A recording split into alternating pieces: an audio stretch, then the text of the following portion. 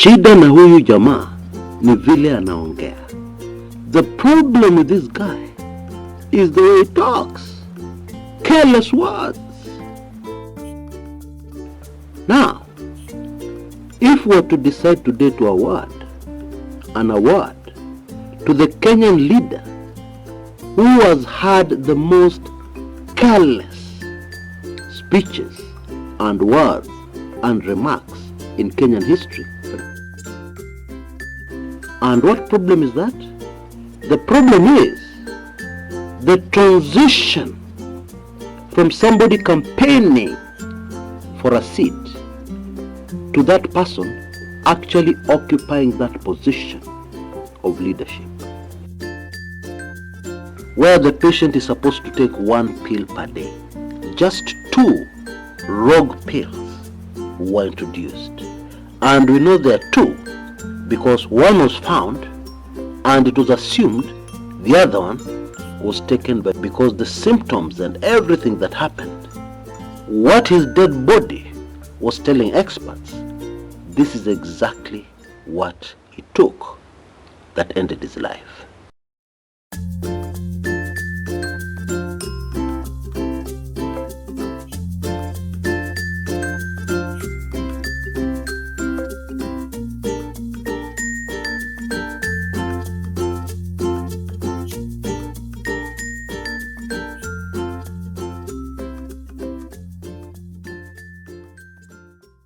An artist called George Michael in the year 1984 produced a mega hit of a song titled Careless Whisper. I'm sure older Kenyans remember that song because it dominated discos, as we used to call them then, in the 90s. Sasa wacha nijiaibishe. For decades, I did not really know what that song meant, what the lyrics were saying. In a nutshell, it is a careless whisper that exposes the truth and gets the person singing into very serious trouble. Actually a breakup. And actually this perfectly illustrates a very key point here, in that when people talk carelessly, it is not the careless talking. It is the real person talking. It is the truth being exposed unexpectedly, accidentally. The person did not intend to expose the truth, but they spoke carelessly. Careless words. Once we look at it that way, we totally understand the situation in Kenya since the year 2023. You know, I get major breakthroughs in my work, major revelations, by doing, guess what? Talking to the people on the ground. And one of the methods I use, my favorite methods, of getting information from the people on the ground is to take a border. And as we are riding along, I start complaining about the price I'm being charged. And of course, with ease, that conversation slips into the leadership of the country. And it was from the ground that I discovered, and let me quote this border word for word, shida na huyu jamaa ni vile anaongea. The problem with this guy is the way he talks. Careless words. It would seem that the recent remarks from President Ruto about how now he has no competition for 2027 because Agwambo is gone, that particular remark angered too many Kenyans right across the board. And as a politician, you don't want to do that because it will not help you. It will never help you to anger the very people you want votes from. But let us ignore emotions, even our own emotions, and stay on point. What we are talking about here is how the truth always comes out through somebody's own mouth, in words. even when they're trying to hide it. That's life. That's human nature. Finally, what that man is hiding, whatever thing they're hiding, no matter how terrible, will come out of their mouth. Yeah, you may need to listen keenly and read between the lines. Sometimes it's very obvious. But finally, ultimately, this is human nature and it's a given. It will always come out of the mouth of that person in one way or the other. Even if somebody has ended their neighbor, one day you'll hear them saying, "Enyewe, that neighbor was careless. He always used to come home very late and drunk." It would have been very easy for somebody to wait for him under that street light which is not working and end him. Now hold on a minute. The way this thing happened is that the neighbor ran home after being stabbed and succumbed much later. How do you know that this thing happened under that street light which is not working? How do you know? The truth always comes out of that very mouth that is very determined to hide it. Oh yes, the truth out of a cheating husband. You know, I prefer women who are more feminine than you. Such women hawana hii kiherehere yako, bulldozing things all over the place. They are much better company. Huh? How did you know, you cheating husband? Ulijuaje? Now, if we were to decide today to award an award to the Kenyan leader who has had the most careless speeches and words and remarks in Kenyan history, in fact, let's spread out that award to the entire continent of Africa. The winner of that award would have no competition. They would win it hands down.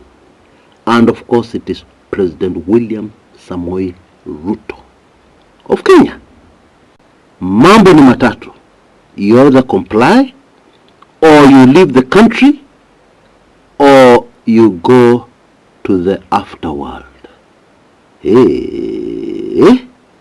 Implying that those who do not comply watamalizwa. Now. Need I say more? And the list of careless words is very long. Too long. I think it is pretty obvious. One of the most important things a politician should always guard about the way they operate, about the way they do their things, is the words that come out of their mouths. It is the most important thing for any politician in any part of the world. And if you have careless whispers, careless words that come into the public domain, then it means as a politician, you're finished. But very important to note, all this speaks to a much deeper problem. And what problem is that? The problem is the transition from somebody campaigning for a seat to that person actually occupying that position of leadership. In other words, the transition from a campaigner, sometimes a rebel, sometimes a guerrilla, sometimes somebody who has rebelled against his authority, the transition from that to actual leader. You see, being a leader is not for everybody. Not everybody is a leader. Some people, yes, they're very smart, they're very clever, they're very crafty, but they can never be leaders in 100 years. And right down history, that transition imesumbua wengi. Oh yes. The skill set required for those two very different jobs are as different as light and darkness. They are so far apart. One of the strongest, most effective traits of Ruto before he was president is shooting down other people's ideas, other people's statements, and turning it against them politically. On that, Ruto was a genius. He brought down the BBI. Oh yes. And guess who was leading the BBI? Departed Raila Odinga, a very experienced politician, a man who understood Kenyans and the Kenyan political terrain. He had operated in it for decades. He had started understanding it even before Ruto was born. But Ruto dealt with him very effectively. But then now came the job of actually leading, actually coming out with the ideas, actually governing. And today, we can see the results of that disaster. Everybody can see it. The very important key take home here is that yes, you're lasting after your boss's job. You think you're much better than him. You think you can be very effective. And you have the skill set to be able to get there. Of course, after scheming on how you can get them fired. But once you sit on that hot seat, are you sure you know what you're going to do? Are you sure that you have the skills to be a leader? That is the most important take home from my show today. Please think about it deeply the next time you start scheming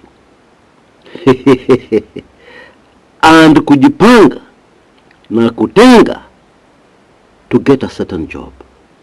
Think about this very deeply. Think about, imagine yourself in that hot seat. What are you going to do? Because chances are very high that you're not going to like that job. You're going to regret ever even wanting that job. And you're going to end up as a disaster. Yeah? Who people will talk about long after you're gone. And of course this will affect your dear children. It will affect your descendants for decades, hundreds of years, long after you're gone. Because there is something else which maybe not all of us are aware of. The world is brutal in getting rid of incompetent people. It will not happen in a flash. It may not happen immediately. But ultimately, incompetent people are always brought down by the world, the system, if you like. And the way they are brought down is never comfortable. That job you schemed for and you became boss, the day you get fired, the company will talk about it for many, many years to come, because it is going to be very, very brutal. That is the nature of life. Now as we go into the weekend, this is actually the absolute final last call on my special offer on a piece of information that has really floored many Kenyans. I have received many emails, very many, of those who have taken in my very latest special report, and they're just telling me, Chris, this is absolutely crazy, but it makes perfect sense. Eish! Is this what happened? Poor Baba. I want to play you that brief clip, an excerpt from that red hot, moto kuliko pasikumi ya makaa, latest special report of mine. Please listen in. It was executed by introducing two specially designed pills in a normal pill box, where the patient is supposed to take 1 pill per day. Just 2 rogue pills were introduced. And we know there are 2 because one was found and it was assumed the other one was taken because the symptoms and everything that happened, what his dead body was telling experts this is exactly what it took that ended his life. Now, the usual dosage for ephedrine is 12.5 milligrams, 25 milligrams tops every 4 hours. Now, these killer pills were 1000 milligrams. Now remember, we're talking about assassinations where the start date and the date where it finally happens are very far apart. So in this particular instance, we do not know.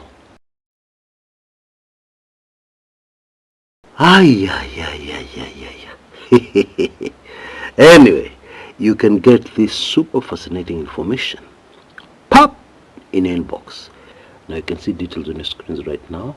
For only Kenya shillings 3,999, you will be able to get this red, sizzling hot, moto kuliko pasi kumi ya makaa special report. How is it even possible that Raila was assassinated? How?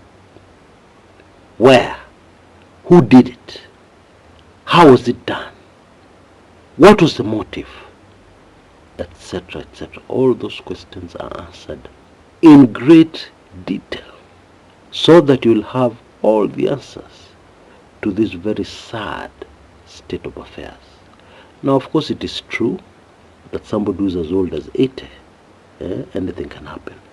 You can't really say they were assassinated. That is the feeling of many people, and of course it is true. However, it is also true that people live to be 90. People live to be 100. It really depends on the individual and the health facilities available to them. And of course, the number of days allocated to them on this planet by the Most High. Yeah, of course, all those factors come in. But there's no denying, we cannot ignore the conclusive evidence that shows us huyu mtu alimalizwa. Okay? And it is all in this highly sensitive special report. I need to remind you again that the people who are behind this si watu wa mchezo, and therefore one cannot be too careful. So forgive me for not having this information available on the public channel. But if you're able to, please go for this highly sensitive special report. Now, in case you still want the golden key, which will give you not only this highly sensitive special report, but also other special reports, everything kumekucha, forever, not for 2 years or 3 years, You can see details on your screens right now.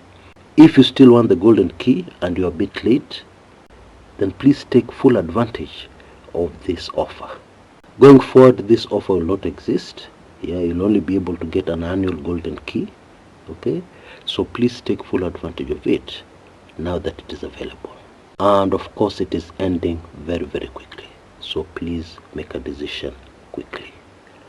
Until next time, this is Chris Kumekucha.